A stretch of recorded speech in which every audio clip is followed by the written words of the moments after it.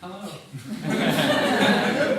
Welcome to part 2 of this evening. Thanks for staying for, what time is it? It'll be like an hour and 40 minutes once we're done. Thanks again for coming to the recital. Hopefully you enjoyed it. We'll talk a little bit how my recital actually applies to a little bit of what we're talking to. So as I was pondering about what to present on for this, I kept coming back to the idea of what it takes to be an employed singer after graduate school, since that's very real. Throughout my undergraduate and graduate studies, I always found myself trying to answer the question of what style of music I was going to sing and that I wanted to sing. Through research, mentorship, and self-discovery, I've discovered there doesn't just have to be one, strangely. In fact, if you want to be employable to a variety of genres, you must become a cross-trained singer. This lecture will explore just what it means to be cross-trained and how to teach a singer to perform in a variety of styles comfortably and successfully. We'll first look at some of my personal experiences and what pedagogues have said on the subject of cross-training.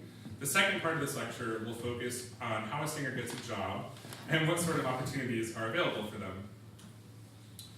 So I think an excellent place to start is by explaining a bit of my journey and my recital structure to you all. This isn't just me telling you about performances that I've been a part of, but rather to give you an idea of how I've come to the conclusion that being cross-trained can better market yourself in the singing world.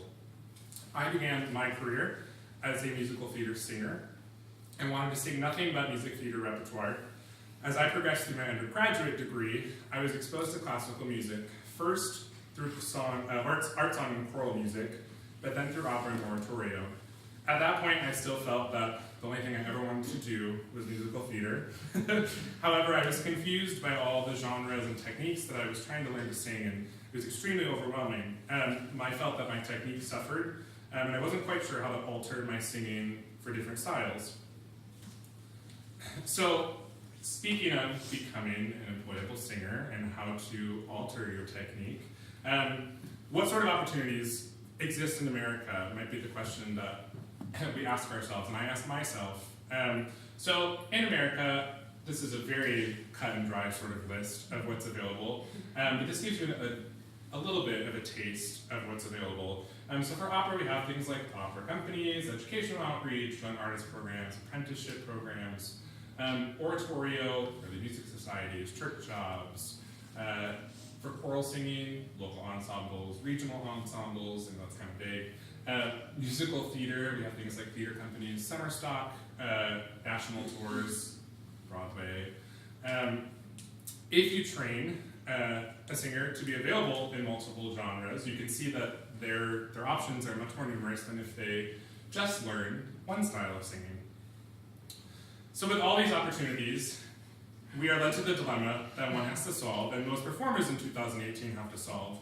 How does one singer perform opera, oratorio, choral music, art song, legit and contemporary music theater?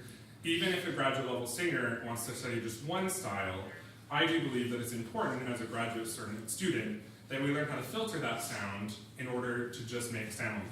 Because after all, singing is just fancy sound making. Plus, it's important to have other career options available as well. So what exactly does it mean to be cross-trained? So a cross-trained singer is someone who studies similar styles of singing across genres. So we're talking, for example, opera or operetta and Golden Age music theater. That's basically what we've been talking about as a cross-trained singer. A crossover singer, on the other hand, is someone who sings two completely different genres to appealing to two completely different audiences. So for example, R&B and opera, which I don't think you see too much of.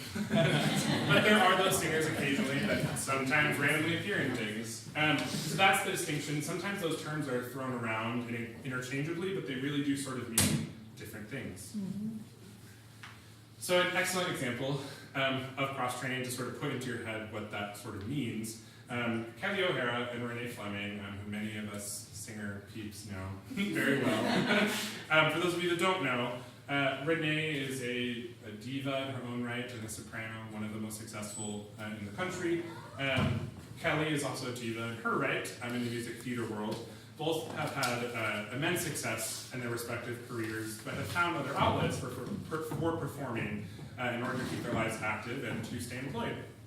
A recently published article, which is actually what this picture is from, in the New York Times, interviewed both of them, and they talked about the challenges and benefits of having to swap between different styles. Currently, Renee is starring in Carousel as Nettie Fowler, and Kelly, I think this might be like the last weekend, that she's starring in Così fan tutte as Despina. So they sort of have swapped roles, and this article talks all about how it's hard to sing with a mic for Renee, and the same for Kelly, and vice versa. So how do these two divas change the sound they're making? With a little help from this wonderful theory. So the source filter theory, the official sort of definition, states that a voicing source is generated by the vocal folds and routed through the vocal tract where it's shaped into the sounds of speech. Modifications in the tongue, the soft palate, and other articulators determine the sound of a given vowel. This theory also explains how the process is a two-staged event, as you can see in some of these diagrams, especially the square one. The tract selectively creates and filters sound and has its own resonating frequency. How we alter this filter can give us a different sound, but you might be asking, how do we change that sound is the real question. And before we move on to the next slide, I just want to sort of explain these little diagrams. So the sound source are your vocal folds. The glottal source, supraglottal source, is that air pressure that's coming underneath your vocal folds, and then they are filtered through your vocal tract or your pharynx, which then come out as speech sounds. And this little ah, ee, ooh on the side is just a quick and dry version of how you can see that space changes for what vowel you're shaping. So as we talk about these two very broad styles of singing, I just want to point out that, again, we're talking about that very broad sense. So for classical singing, we're talking opera, oratorio, art song. For non-classical singing, we're talking about contemporary music theater. And for classical singing, there's that line of like early music theater or legit music theater as well. So applying a filter for classical singing, we know we have a little more spacious vowels, more space inside. The soft palate's a little bit higher as well. The larynx tends to be a little bit lower also. It's always acoustic. Most of the time it's very rarely amplified, so singers have to account for that as well. The breath is a little more epigastric, which is a fancy word just to mean right around your belly button. And that is a lower breath rather than on the non-classical side. I always like to think of a combination breath, depending on sort of what style of non-classical singing. Often a little more clavicular, it is a little more speech-based, so it's a little bit different. Often it's with amplification, so much different. You don't have to project over an orchestra because you have amplification. The larynx is a little more neutral or a little bit higher. I italicize higher because that can be a scary word to use with students. Neutral, I think, is a wonderful middle ground. Lower neutral soft palate as well, and a variety of vowel shapes, which we'll get into. So I also think a great little visual diagram of this to compare the two is sort of what's happening right above your vocal folds. So for classical singing, we have this like little cone shape or a V, which helps the singers to achieve that singer's formant and to really, really project over an orchestra. So that's sort of like a little megaphone. But for non-classical singing, the sides actually come in a little bit. It's a little more narrow, which results in a little bit more of that focused sound, which can be loud, but also doesn't have to be, which is why they have amplification and Beyonce. That's happening. So, how do we apply the filter, or how do we teach singers to apply the filter? So we alter the vocal tract by changing these 5 elements above. But before we talk about how to specifically apply for each genre, I do think it's important to realize that no matter what filter we put on the sound, we're always looking for that tension-free version of the sound. We never want to alter something to create a larger issue for a singer.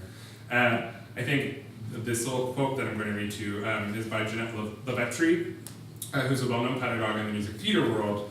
She sort of perfectly sums up exactly what we should be finding when we're trying to apply these filters. She says that ideally, vocal health should be the primary concern. However, musical or stylistic issues affected by the use of the instrument, such as pitch, range, or stamina problems, as well as issues of volume control, must also be considered. The singer needs to learn by whatever means how to release excess tension throughout the phonatory system, strengthen the requisite muscle groups, and coordinate the body and the mind to produce expressive music. There is no one correct place to put the tone, nor a correct resonance to produce. The tone needs to be supported by the breath to the extent that the physical strain and wrongly directed effort are reduced within the larynx. The vocal folds in the surrounding musculature of the larynx, as well as the structures of the oral pharyngeal cavity, must be flexible enough and strong enough to produce the desired sounds. Fancy language a little bit to say that she's talking about no matter what sort of sound we're trying to get students to make, it should not be from a place of tension. So now, let's go into our first filter for opera. Perfect picture. So when we talk about breath for opera, we're talking about a lower flexible breath. Again, that idea of that belly button region really expanding. Richard Miller states in The Supported Singing Voice that appoggio, which is a fancy Italian word to sort of mean leaning on the breath, is always sought. Silent inhalation, sort of in all forms of singing, is great, but especially with operatic singing, we never want to encourage our students to sort of breathe in super fast. For phonation, we're always looking for that clean onset with ease of phonation, again, that low larynx. Resonance, we're looking for this beautiful Italian word chiaro scuro to be achieved at all time, which is that balance of light and dark. Always trying to balance out those two colors, so that those singers can achieve that forming and that shape, so that they can sing over an orchestra. And in general, that space is a lot taller to allow for singers to achieve that forming space.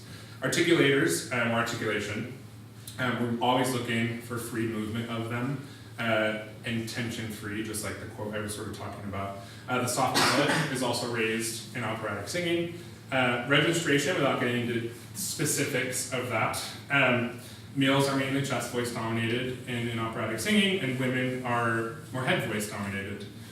I also added on diction, which I think is important to know that singers after graduate school should have pretty decent mastery in English, Italian, French, German, and hopefully have done some sort of other language, whether it's Russian or some language that's not the traditional. So the filter for oratorio, very similar to opera, but I think one thing that we have to note as we're teaching students is that we have to take into performance practice of what happens with this genre. During the Baroque era, these singers were not trained like operatic singers by any means. So we must not use quite an opera tone when creating these different sounds for oratorio. Like I said, it's very similar to opera, but a little bit lighter of an approach. I always like to picture sort of a Baroque string player, and so they are not digging in quite as much as, let's say, a Romantic era string player.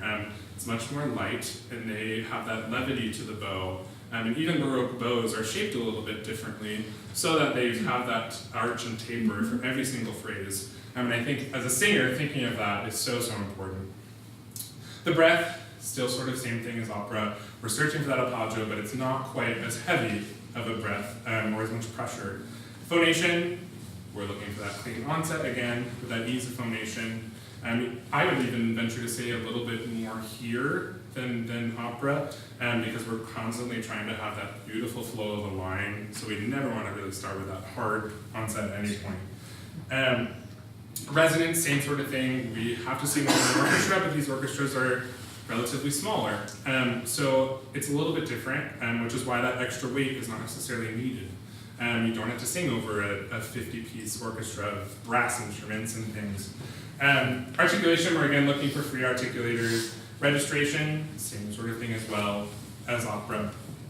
Art song, I put this in here because I think it's important to note, but the filter varies based on what type of art song, obviously, but we're still always looking for that basic technique, which opera and oratorio call upon. Because it's situational, I think that working with your singer to find a balance throughout all 5 of these is very important with art song. And I think it's hard to prescribe one thing for art song. So musical theater is where all the fun starts. As we talked a little bit about before, the filter for music theater in general is of a brighter, more forward sound, which is a little more speech dominated. In legit musical theater, we're sort of blending these classical techniques that we already talked about with a little bit of the non-classical singing. Whereas in contemporary musical theater, the sound becomes much more speech-like and unlike the classical sung sound. So what exactly has to change for that more contemporary music theater side? The largest difference is registration, which is why I have a little asterisk. Here we're looking for a balancing of registers, just like all other styles. However, in the male voice, we're seeking that sound that is mainly chest voice dominated, but unlike in classical singing, we sort of are not necessarily ignoring, but sort of going right through the first passaggio for a man. And we have to make sure the students also don't have over tension when they're trying to do that. And then in a female voice, we're looking for a smooth blend of registration also, but here it's chest voice dominated rather than in classical singing where it's head voice dominated. So we're constantly trying to build that chest voice up a little bit and then mixing it and then into head voice. So psi-like exercises are really, really beneficial to help these students without adding tons of weight. The breath is emotionally driven, not that it's not an opera, but there's an emphasis on how that relates to speech. The phonation, again, clean onset. For resonance, vowels like ah and ah are much more favored because they produce a brighter tone quality and color, and they help the singer to achieve that, again, that sort of narrowing of the pharynx. Articulators, again, we're looking for free tension. Here, like we talked about before, the soft palate is a little bit more neutral, though. So, we learned how to alter the filter. So now, part 2 is going to be talking a little bit about the education of a singer in 2018 and what they should be having in order for them to be employable in all those genres that we just talked about. So, this is just a sample version of a graduate school program, very cut and dry. So if you look through these classes, you might ask yourself, okay, but what's sort of missing from this list of classes? And are these students prepared for a post-grad world? Which that seems like, a lot of stuff. But I do think that graduate school should look a little bit more, in addition to those other things. I think it should also include some of these things for real-world application. Before we talk about this, I do want to note that I do think it's sort of impossible to fit all these things into one graduate program. But I believe that if a singer doesn't have experience in their program with these, that the teacher should help them to sort of find opportunities in the community where they can reach out and try and get those training benchmarks. So as we look through this, acting, which sometimes is not obvious for some programs, which it's shocking because we're on stage. But not just acting for singers, I think, is important. That schools don't just offer acting for singers. I think that singers should have to actually take actual theater classes, and perhaps even be in plays. So maybe convincing singers to get involved with a little bit of the normal theater scene, so that they can really get their acting chops to be up to par. Movement in voice and speech work.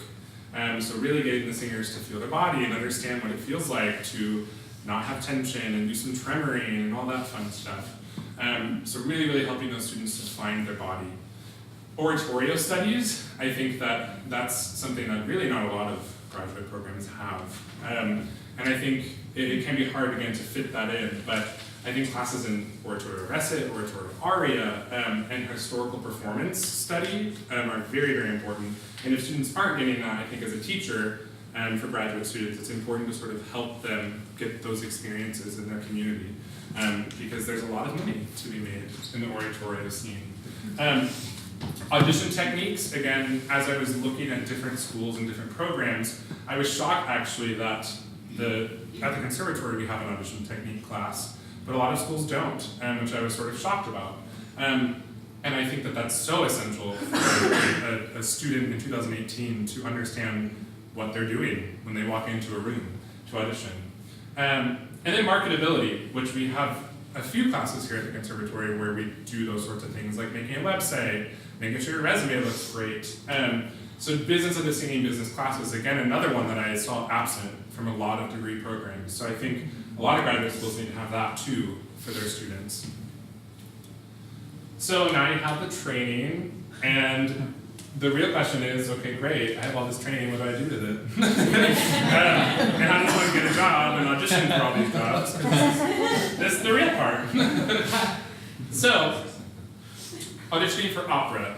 I know those 3 words are like terror to some people, but the ARIA package is essentially a singer's portfolio, for those that don't know. And they demonstrate, it helps to demonstrate your art to others in an audition setting. In my recital, for example, I had the 5 songs, 4 that I sang. But the 5 songs, that is an example of an ARIA package. These ARIA packages have sort of specific requirements as to what people are expecting to hear from those 5 pieces. They include a variety of languages, styles, and tempi. They also prefer to have some sort of recitative from the singer, so you can demonstrate that you can do that. I think what's really interesting is that last bullet. Opera companies are slowly asking for more elements of music theater in their audition requirements. For example, this past audition season, Wolf Trap Opera Company, one of the most respected young artist programs in the country, required its auditionees to have a monologue as part of their audition. And another well-respected artist program, young artist program, Des Moines Metro Opera, required a music theater selection to be listed as part of the package. And even larger companies like Chicago Lyric Opera have added musical theater shows to their seasons. They were looking for that well-rounded singer that can perform multiple genres. They're looking for that cross-trained singer. You might ask yourself, why is this? Why are opera companies putting on music theater shows? Most likely, if you're an opera company, it can be a little challenging to make money putting on an opera, especially if it's a new opera that no one really knows. But if a company adds a well-known music theater show to their season, they are almost guaranteed to fill seats and make more money. Therefore, they need singers who they can hire for a whole season that can perform in a music theater show as well as an opera. So when we're looking at auditioning for music theater, the book is sort of the substitute for the ARIA package. This very, again, sort of cut and dry version of this list, especially for a cross-trained singer. We're looking for an up-tempo song and a ballad. Cuts of both of these as well, based on what the audition might be asking for. Certain auditions also require various things, so it's important to check that out as well. For a singer who's sort of just venturing into the world of music theater, I think it's important for them maybe to do 2 legit pieces so they feel comfortable when they're singing. But the goal is sort of to have a legit and a contemporary, sort of like I had the Call the Wind Mariah and then Fight the Dragons. That's sort of the ideal situation. So you can show, yeah, I can do this sort of golden agey sound, but then I can also switch it up and do this more contemporary sound. Auditioning for oratorio and church choir jobs. Based on job postings that I researched on Boston Singers Resource, I found that most open church choir positions require you to sing a Bach piece or Handel, and then something else of your choosing, usually another piece from an oratorio or an art song, and that was actually more common. And of course the sight singing component, which should not be little, it should be huge.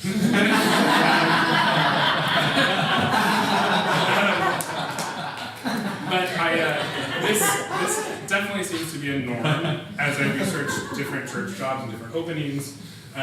They're always sort of looking for what you can give them, both in oratorio and also art songs, so they can just hear how you sing when you're not trying to think about singing a specific thing. So, now you know everything about changing. Just kidding. It can be really confusing stuff, which is why I think it's important to not be afraid as a teacher and as a student to experiment. Don't be afraid of making gross sounds and cracking and really encourage your students to make those gross sounds because there's so much wonderfulness in making those gross sounds. I hope that this presentation has given you all a deeper understanding into what being cross-trained means and how a singer can be more employable to multiple genres of singing. I thank you all for your time and welcome any sort of questions you might have afterwards about this presentation or my recital. Thanks.